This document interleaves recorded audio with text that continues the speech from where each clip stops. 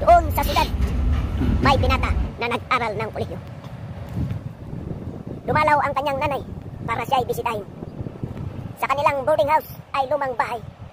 Common ang CR at kusina. Sa pananatili niya doon ng 2 araw at 2 gabi, napapansin niya na parang may relasyon ang dalawa. Pero bago aalis at babalik ng probinsya, ulit itong si nanay, tinapat niya ang kanyang anak. Sabi niya, "Anak, may relasyon ba kayo sa babaeng ito?" Sabi ng binata, "Nay naman, wala po.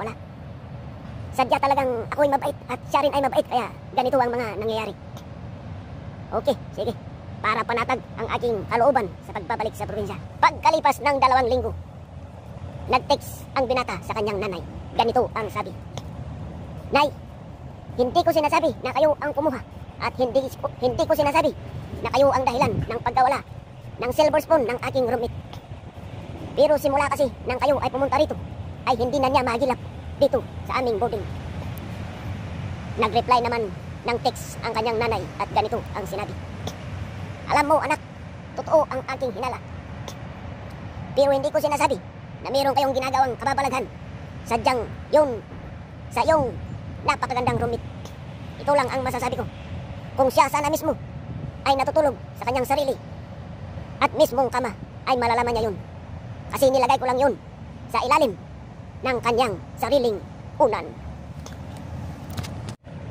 Doon sa isang lodging company, hiring sila ng magtatrabaho sa loob ng opisina. May binatang pumunta. Sabi ni Foreman, "Bago kita dadalhin sa loob, ipapa-interview kay amo. Ako muna ang titisting sa iyo. Halika, sakay ka dito sa aking motor. May pupuntahan tayo." Di naglakad na sila.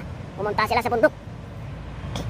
May nakita si Foreman na isang malaking kahoy. Sabi niya sa binata, "Ano ang klase ng kahoy na yun?" Sabi ng binata, "Sir, ano po yan? Isang milina. Pag natsinso at natistis yan, ang kalalabasan mga 200 to 300 board feet." "Oh, galing, sabi ni Foreman. "Napahanga mo ako." Yun, umapanti ulit sila mga 1 kilometro, may nakita ulit na kahoy. Sabi ni Foreman, "Ano ang kahoy na yun?" Sabi ng binat, "Napakabisik naman yan, sir. Kahit bata, alam niya yan. Pambansang puno, nara. Pag matsinso at matistis yun, yung lalabas siguro ay mga 300 board feet. Kasi kahit na malaki yun, maraming sanga at bako-bako." Wala nang maisip si Foreman na challenge. Sabi niya sa kanyang isip-isipan, "Ano kayang susunod na test na ibibigay ko dito?" Yun, sabi niya, "Sige, balik na tayo sa kumpanya."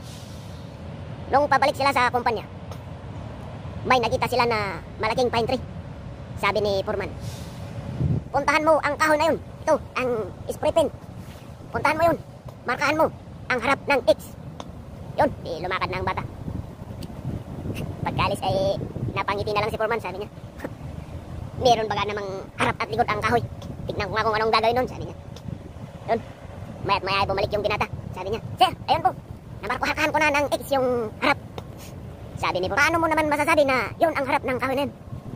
Sabi ng binata, "Simple lang po sir, kasi nung papunta ako doon, may nakita akong paalis na tao.